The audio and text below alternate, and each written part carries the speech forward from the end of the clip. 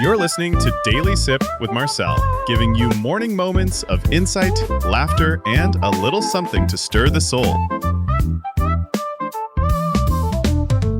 So it gives me great pleasure to introduce Matt Igo from Afuera Coffee. Hey, Matt, how you doing? Doing excellent, thank you. And how are you? I'm fantastic. And I want to find out a little bit about Afuera Coffee, where you're from, and about your new packaging and what your plans are, and a little bit about the whole idea of Afuera, meaning outside. Yeah. Well, thanks for having me. You know, we're a Connecticut-based company. We're a couple years old, and we started because I came to El Salvador in Central America, where I spend the majority of the year. And we came here post-pandemic. My wife is Salvadorian, and I realized there was a major problem with trash in the outdoors. So I wanted to start making a difference, and we're in the land of specialty coffee. So the pieces started coming together where I love coffee, I love the outdoors, and I want to make a difference, right? So I got connected with a family here that owns a lot of the coffee farms here in El Salvador, all of which are fully sustainable. And they grow specialty coffee, which is a coffee that grades higher on a cupping score than the majority of coffees in the marketplace. And not only that, they directly ship from farm here in El Salvador to the United States. So we're a direct farm to roaster operation. We roast our beans, package them, and then mail them to you. So that is really the core of our business. We're a direct-to-consumer business at heart. We do 5% of all of our sales go back to charity. So if you were to buy a bag of Afuera coffee on our website, at checkout, they ask you where you want your charitable donation to go, because I want the consumer to feel, A, like they're involved, and B, like they're getting incredibly good coffee. That is fantastic. I love that idea. In El Salvador, do you actually roast the coffee there, or is it shipped to the United States and then you roast it? Yeah, so the coffee is all grown here, obviously, and all the process of cleaning the coffee cherry and turning it into a green bean effectively is all done here. And then we ship the green bean to the United States directly from the farms to our roaster in the United States. And then we roast on demand. So the idea is that every few days we roast a batch of coffee. We then fulfill that in our bags and we ship it out. It arrives to the US as a green bean. It's roast, bagged, and shipped on demand. So it's fresh as anything then when you get it Oh, freshly absolutely. roasted. Freshly roasted. 100%. Wow, that's fabulous. You have a new packaging, you told me. What's the new packaging all about? Our current line of bags, actually, we had an artist by the name of Gavin Irwin help design the artwork of those, and they were all about fishing. I love fishing. I'm a big fisherman, so I wanted to have fishy bags. But afuera, as you mentioned earlier, means outside or outdoors in Spanish. So I want my coffee to appeal to everyone that loves the outdoors and wants to make a difference in the outdoors. So we're changing our packaging to allow the consumer to sort of choose their passion, if you will.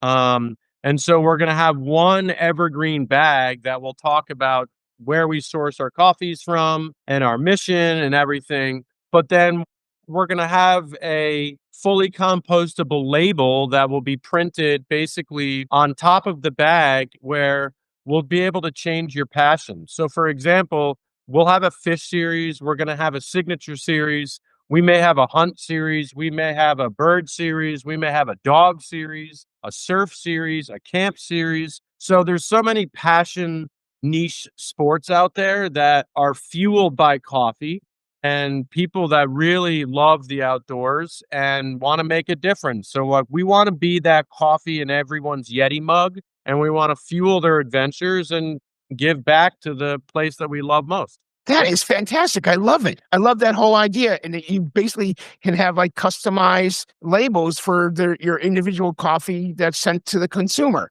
Yeah, because, we've had plenty of people be like, I don't know what that thing is on your bag, right?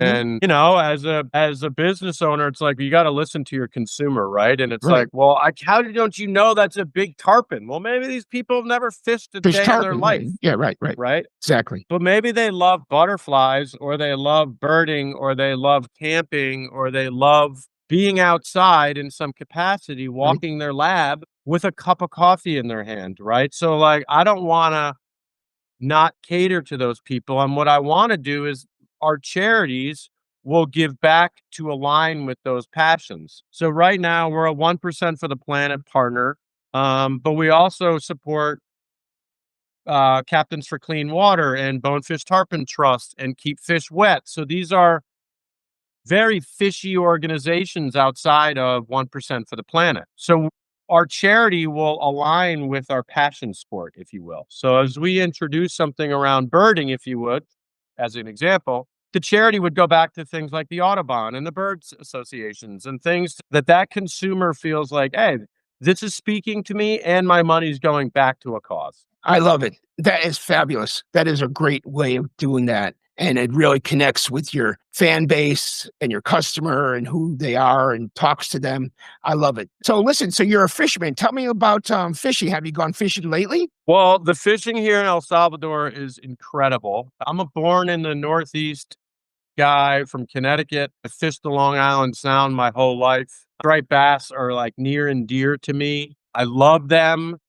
However, and I definitely had like a saltwater fly fishing itch recently from Florida and the Charleston area, but El Salvador is incredible. It's an offshore environment, so that is a little unique for me, but it's mind-boggling. I mean, it's the life here is incredible. So I've been quite often, and from inshore fishing to offshore, predominantly offshore recently. And it's, sailfish and mahi and yellowfin tunas and whales and dolphins and turtles and just crazy abundance of life. And you're fishing with guys that literally are looking at the birds and are watching the water. They don't have technology, right? So it's as if we're fishing back in time, especially with what the technology people have today. It's like it's taking the hunt and the sport out of it a little bit, Mhm. right? So like Right. this brings you back to the times of, what it must have been like old man in the sea days. You know what I mean? So Right. Well, yeah. it's part of the game of fishing. Then there's the game of fishing, and then there's a survival part of fishing, where you need to fish, and then the economic part. I should say 3 different, game, survival, and then the economics where people need to make a living and trading and so on and so forth. So you probably are merging all 3 of those things with the cultures down there. And this is all ocean fishing off the coast, right, of El Salvador. It is. Yeah, it's a little small marina called Los Cobanos.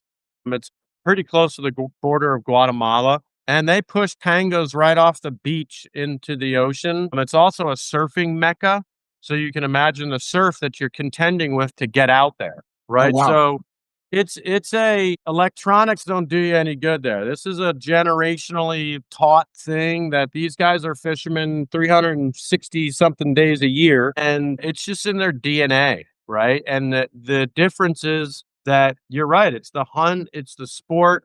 You're out in this vast ocean and these guys find life in the middle of nowhere, and it's incredible. And it's the same thing as the fly fishing guys in the mountains, right? Can't use technology in a river. They don't have these omni things and these crazy devices that individuals use now. So for me, it's like I bring my son, my brother-in-law, we pack sandwiches, we bring our own rods and reels. We're using our own lures and flies, and everything is fair game. It's so different. And the one thing you mentioned that I think is important about it's affordable. Fishing has gotten to a point in the United States where it's like a rich man's game, right? And it shouldn't be that way. You should be able to get out on a guy's boat and go fish for a day. But I get it. Gas is expensive, insurance. The boats these guys are running in the States now are 45 footers with 9 engines on them and the whole kit and caboodle, right? This is 2 small outboard engines on a panga that was pushed off the beach your own little personal cooler, your own rods and reels, and you go like have at it. So it's really awesome. And the Afuera coffee in hand, right? Always, always. And it's funny because like my wife always kind of makes fun of me. She's like, "So you have a coffee company where you import your coffee from El Salvador to the United States, you roast it, and then you send it to your house to bring back to El Salvador with you." And I'm like, "Yeah, well, I gotta support the cause, right?" And Right, so, yes, exactly. I do. I That's the premise is, like, coffee is the fuel to my mornings and to everything I do, and certainly in the outdoor adventures that I have. Here's a question. Do the El Salvadorian people drink coffee? But yeah. Big time. Big time. Unfortunately, you're starting to see the commercialization factor step into play. I remember I would have to come to a Starbucks. There was one here when we first moved, call it like 2021-ish. And there was like one, and I went for one reason, the internet. It still had the USA culture of like, hey, come, we have free Wi-Fi. As I got into the world of specialty coffee, my taste buds for Starbucks coffee really dwindled. Ironically, I don't even know how many now. There's probably, not even kidding you, over 25 of them. Wow. And it's not a big city, right? They're everywhere. Right. Why? For the culture side of it. They got the after school free internet and the syrups and the this and the frappe that and the pumpkin spice this. Like we don't go down that road, but true Salvadorians drink coffee all the way through probably like 3 or 4 in the afternoon. Right. Right. There's like a morning session, then like a lunch, post-lunch, little sweet treat and coffee is like standard for sure. Very cool. Yeah, Starbucks coffee isn't Starbucks coffee anymore. It's the Starbucks milkshakes, whatever they want to That's call true. them. The latte of the day, the latte of the season, the latte of your taste. It's And not you even watch them put it in there, like they it's not pump even coffee. 9 different things. They call it coffee. It's really not. So Afuera coffee is coffee because you sent me a bag. I love it. I actually finished the bag this week. Drink it every morning, and I drink coffee morning, noon, and like about 3:30 is my last cup of coffee. But I love coffee. I grew up on coffee. Tell me a Yes. little bit about the logo. Interesting that you ask. Obviously, there's the A for Afuera. When we were scratching out the ideas, kind of the idea of being a tent or the top of a mountain. There's a tree in there and there's a wave in there. So it's busy, but it's simple because I didn't want to get down the road of being one dimensional. Like I've some of our other competitors that they're specifically in the world of fishing. Insert fishing coffee company name here. Where for me, like I didn't want to fish on part of my logo. I want to be about the outdoors. And how do you encapsulate something that somebody sees like, oh, I see a mountain, I see a tent. Oh, cool. That both works, right?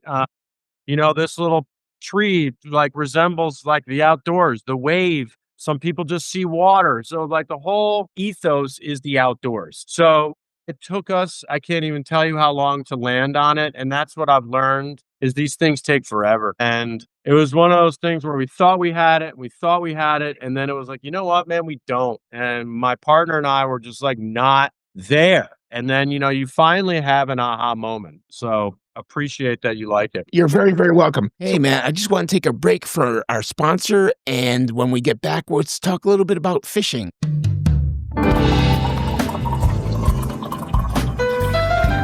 Breathe deep. Sip slow. Afuera coffee.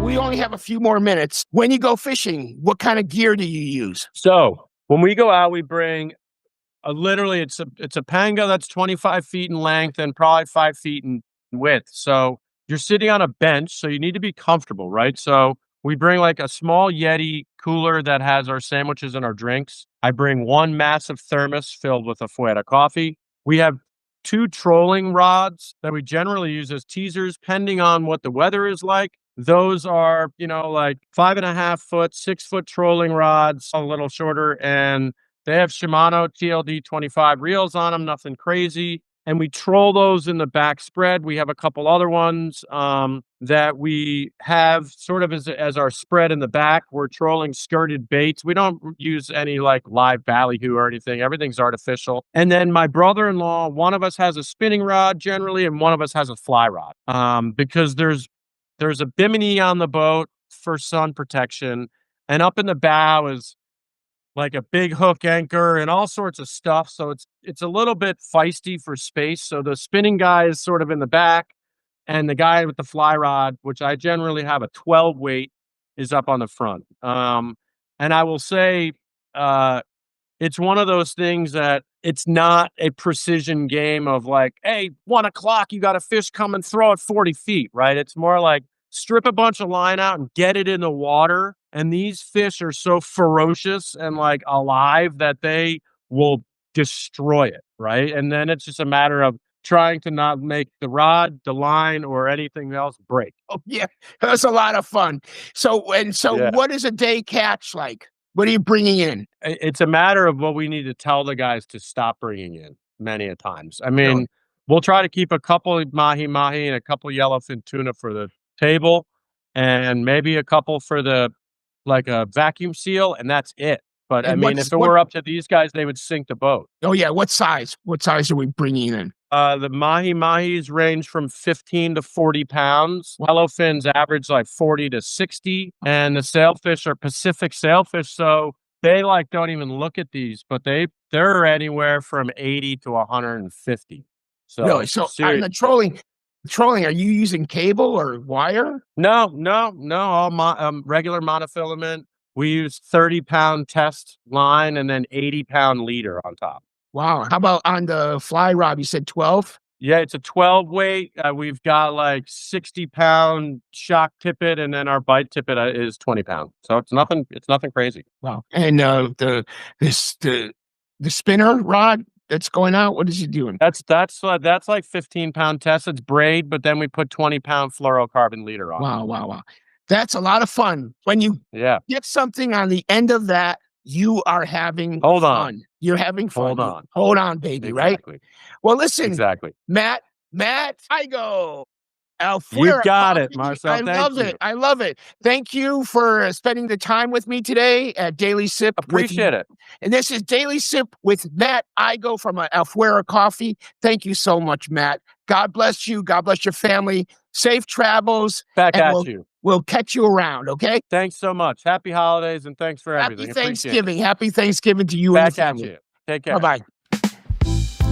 Thank you for letting me be part of your day. And until next time, keep noticing what makes life taste a little better. And if you're loving this, don't just sip in silence. Follow us, hit the subscribe button, and pour this into someone else's cup. Share it, spread it. Let's wake the world up together, one daily sip at a time.